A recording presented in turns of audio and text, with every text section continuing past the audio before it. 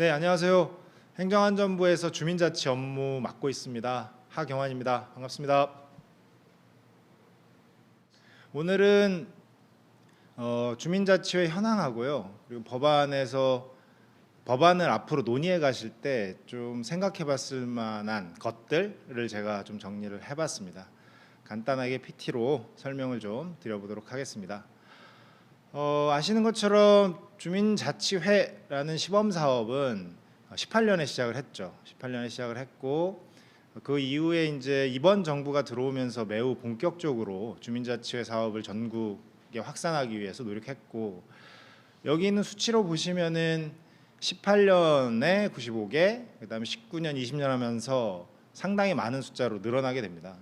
이것은 이번 정부가 가지고 있는 의지이기도 하고, 이렇게 될 수 있었던 것은 이제 이번 정부가 등장하기 전에 자치단체에서 이 주민자치회와 관련된 여러 가지 선도적이고 혁신적인 실험들을 많이 했었고, 그것이 기반이 돼서 이번 정부의 의지가 더해지고 그러면서 상당히 많이 확산돼 왔다고 보입니다. 현재 3,500여 개의 읍면동 중에 626개가 하고 있고요. 이것은 시범 사업으로 보면은 매우 의미 있는 수치라고 볼 수 있다고 저는 생각합니다. 물론 이번 정부 내에 좀 더 확산하고 좀 많은 경험을 쌓을 수 있도록 하는 것이 우리의 과제겠지만요.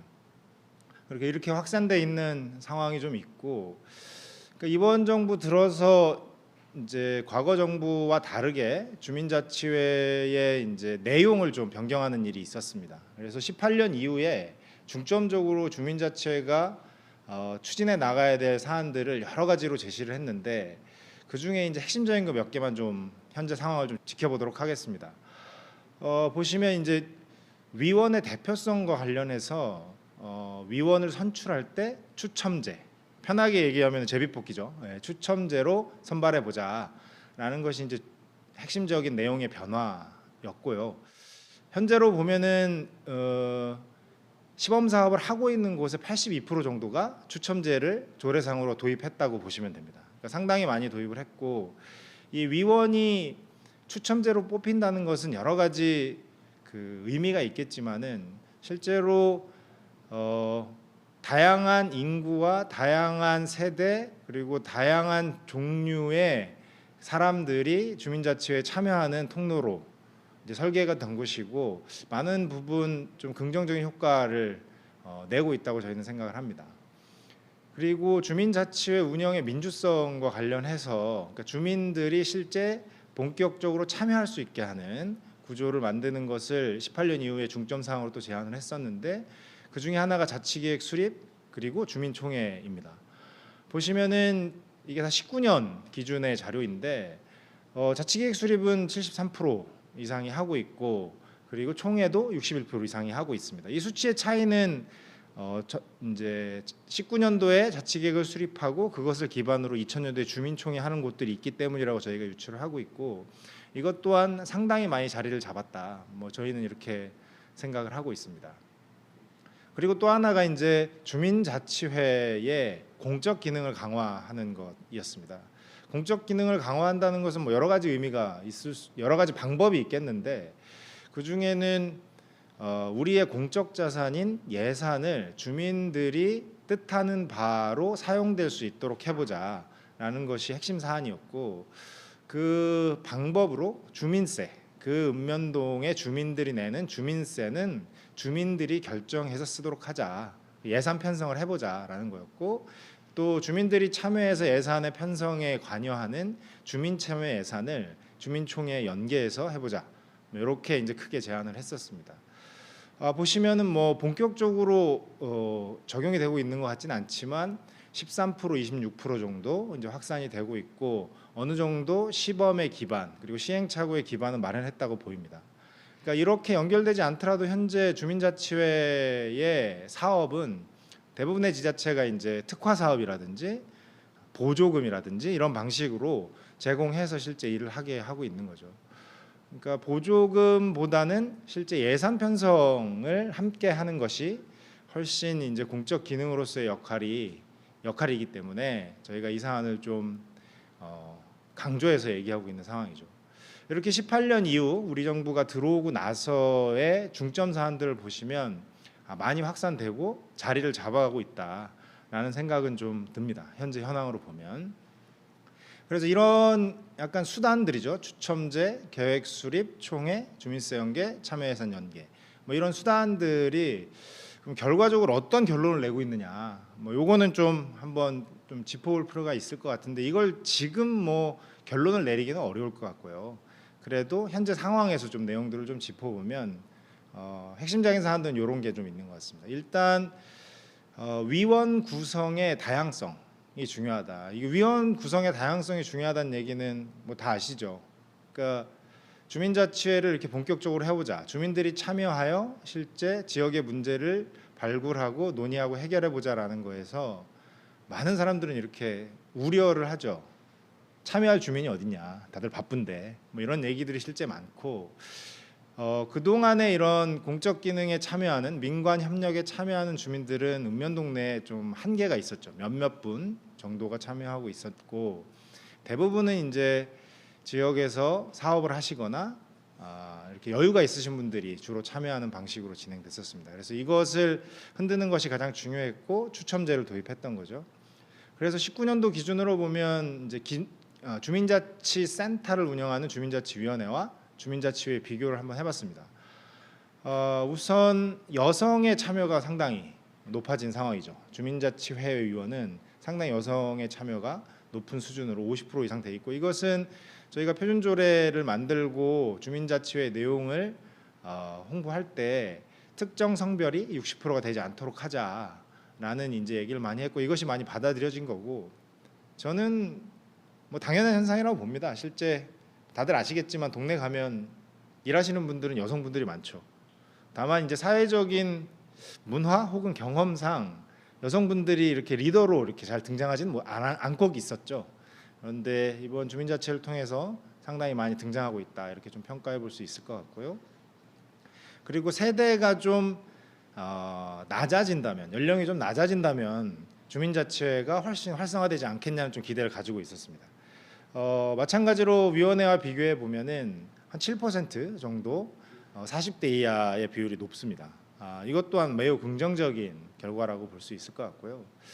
또 하나는 직장인 비율입니다. 물론 행안부에서 기존 법을 좀 해석하면서 이것 주민자치회라는 것이 법에 규정된 단체이고 활동이기 때문에 여기에 참여할 때는 직장인도 공가 그러니까 유급 휴가를 받을 수 있다라는 이제 법적 해석을 많이 홍보하긴 했죠.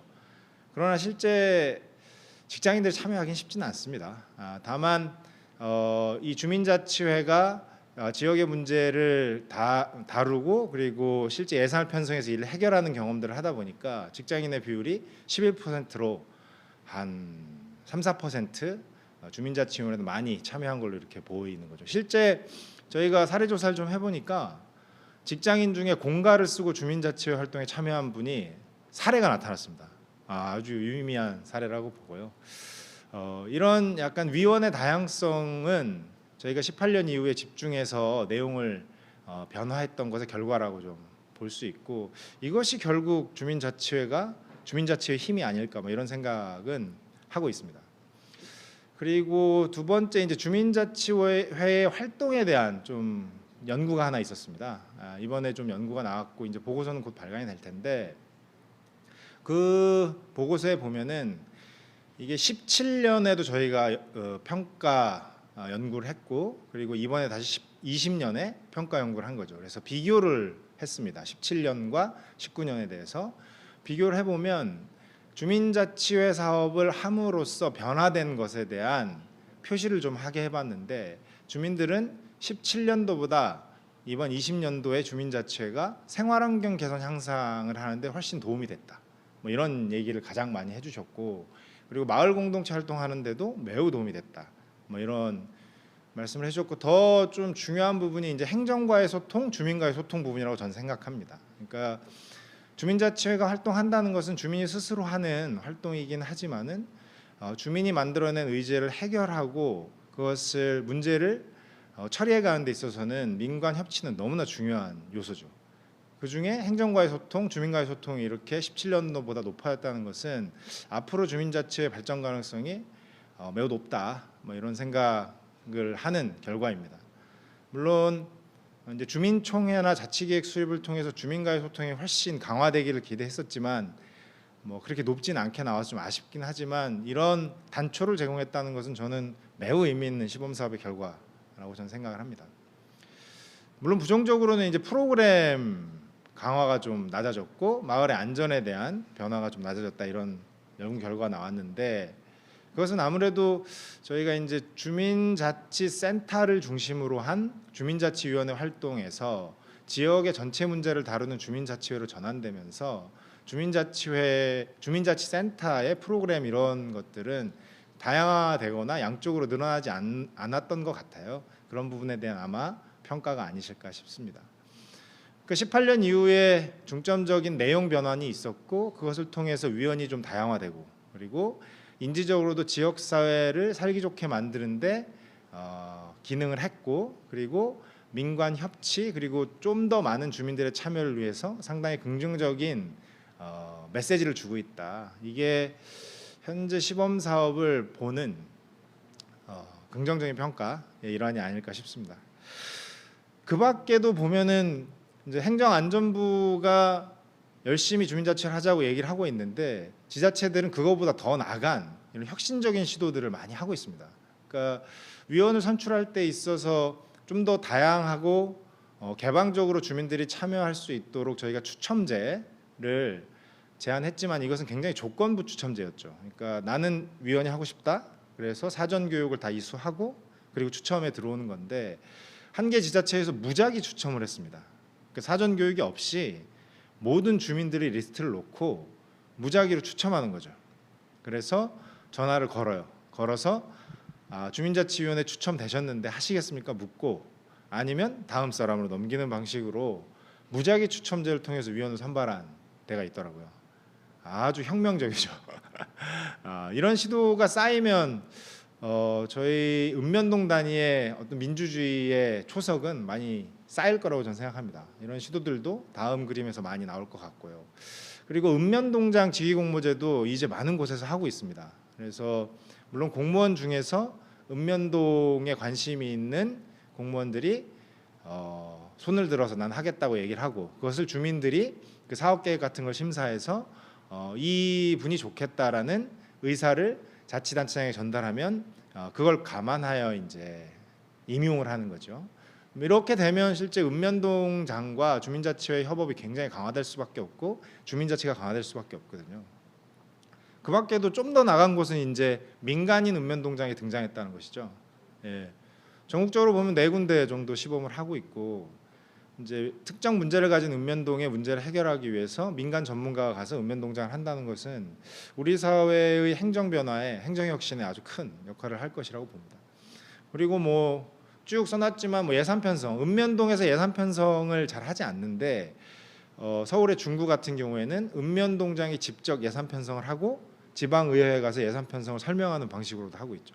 그러니까 이런 변화는 앞으로 주민자치의 발전을 얘기할 때 굉장히 중요한 요소가 될 거라고 생각합니다. 그 밖에도 뭐 민원 수수료, 재원을 활용해서 주민자치 예산으로 쓰는 거, 그 다음에 읍면동마다 있는 행정 차량, 이것을 주민자치회가 같이 사용할 수 있도록 업무 협약을 맺는 거, 그 다음에 임기제 공무원들이 읍면동에 배치돼서 주민자치회를 촉진하고 지원하는 역할을 하는 것 등 상당히 많은 지자체 스스로의 혁신적인 사안들이 있습니다. 앞으로 이런 사안들을 좀 더 발전시키고 전국에 보편화될 수 있도록 하는 것이 아마 우리 주민자치회 미래 과제가 아닐까 이렇게 생각합니다. 현황을 너무 긍정적으로 했나요? 예, 긍정적으로 보고 싶습니다. 그리고 뒤돌아보면 저희가 10년 전, 단지 5년 전 정도만 생각해봐도 우리 사회에 읍면동에서 주민이 총회를 한다 이런 생각은 누구도 해보지 못했던 생각입니다. 정말 빠르게 변하고 있고 저는 그것을 주민자치를 삶의 가치로 생각하시는 분들 입장에서는 긍정적으로 보시는 게 우리 심리에 좋지 않을까 이런 생각을 하고 있습니다. 이런 현황 속에서 이제 다음의 미래를 저는 고민해야 된다고 생각합니다. 이번 정부도 3년이 지났고 그럴 때 이제 법적인 기반은 매우 중요하고 이번에 이제 법 논의가 있다고 하니 여기에서 이런 현황에 근간해서 주민자치회의 법적인 기반을 마련할 때 어떤 게 좀 논의가 돼야 될까 이런 것은 뭐 누구랑 논의한 건 아니고요. 그냥 혼자 머릿속에 있는 것들을 좀 정리를 해봤습니다. 핵심 질문은 이건 것 같아요. 저희가 이제 주민자치회 활동을 하면서 현장에서 여러 가지 어려움들이 있으시죠. 예산의 문제, 사람의 문제, 행정협력과의 문제, 주민 갈등의 문제, 지방의회와의 어떤 그 불편함, 뭐 이런 여러 가지들이 있는데 이런 것들의 최고 정점에는 이 문제가 있는 것 같아요. 그러니까 주민자치회가 주민 스스로의 의지로 만들어진 결사 조직이냐 아니면 한국 사회가 지향하고 있는 지방자치의 하나의 체계냐 이걸 좀 결론을 지어야 나머지가 쭉 정리가 되는 듯한 느낌입니다. 현재 지방자치 체계로 보면은 지방자치단체와 지방의회가 이제 핵심적인 기구죠. 거기에 이제 읍면동 단위의 주민자치회가 또 다른 지방자치 체계가 된다면 그것은 상당한 공적인 기능을 하는 구조가 될 것이고요. 약간 주민 결사 조직이 된다면 이것이 읍면동 단위에서 읍면동 주민센터와 공존하면서 주민들의 의사를 행정과 협업하는 그런 자발적인 결사 조직이 될 거라고 이렇게 봅니다. 그래서 이 두 방향 중에 어느 방향으로 갈 것인지를 잘 결정하는 것이 앞으로 법안 논의에서 핵심이 될 거고 이런 논의는 과거부터 있었죠. 그러니까 약 10여 년 전에 제안됐던 주민자치회 모델 중에 협력형, 통합형, 주민조직형은 다 알고 계실 텐데 이것도 보면 협력형의 경우가 주민결사체계 같은 것일 거고 통합형 혹은 주민조직형 이런 것들이 지방자치체계의 일환이라고 볼 수 있을 겁니다. 그러니까 이런 방향을 우리가 충분히 인지하고 실험하진 않았지만은 앞으로 법안 논의에서는 이게 핵심이 될 거라고 보여집니다. 그러니까 결국 협치적 NGO를 만들 것이냐 혹은 읍면동 단위의 의회 혹은 단체 혹은 의회와 단체가 결합된 어떤 지방자치 체계를 만들 것이냐를 잘 논의해 갔으면 좋겠다. 그리고 이것이 한 번에 갈 수 어느 방향을 선택하듯이 이게 한 번에 갈 수 있는 것은 아니잖아요. 지금 현재 법도 있고 헌법도 있고 사회 문화적인 인식도 있기 때문에 어느 수준까지 이번에 할 것인가를 잘 결정하는 것이 핵심이 되겠다라는 겁니다. 사실 이 방향을 우리가 잘 논의하면은 법안의 어떤 그 구조를 짜는데 도움이 되지 않을까 싶고 이거에 따라서 이제 생기는 현재 우리가 가지고 있는 부차적인 문제들이 다 저는 따라 있다고 봅니다. 그러니까 예를 들면 저희들이 많이 논의하죠. 주민자치회는 집행기구냐 의사결정기구냐 뭐 이런 얘기들을 많이 합니다. 실제로. 그러니까 실제 주민자치회가 사업을 받아서 어떤 사업을 그러니까 동네 꽃길을 하든 마을 기업을 하든 찻집을 하든 어떤 것을 하든 그런 것들을 하는 곳이냐 아니면 우리 동네에 무엇이 필요한지를 결정하는 곳이냐라는 것은 저희 현장에서 계속 논의되고 있는 것이죠. 이것이 결사 조직이냐 지방자치 체계 조직이냐에 따라서 저는 그 성격이 나뉠 거라고 보고 이것 또한 우리의 화두일 거라고 보고요. 또 하나는 이제 사무국에 대한 현장의 고민이 꽤 많고 저희의 고민도 많잖아요.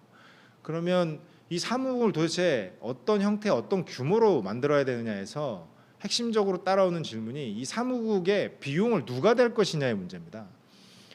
주민 결사 조직이라면은 자발적 주민들의 회비 혹은 일정한 수익 구조를 만들어서 그 안에서 자발적으로 사무국을 운영하는 것이 핵심이 될 테고 그렇지 않고 지방자치의 일정 체계가 된다면 정부 보조의 형식으로 사무국이 되겠죠. 예, 보조 혹은 정부 지원으로 그렇죠.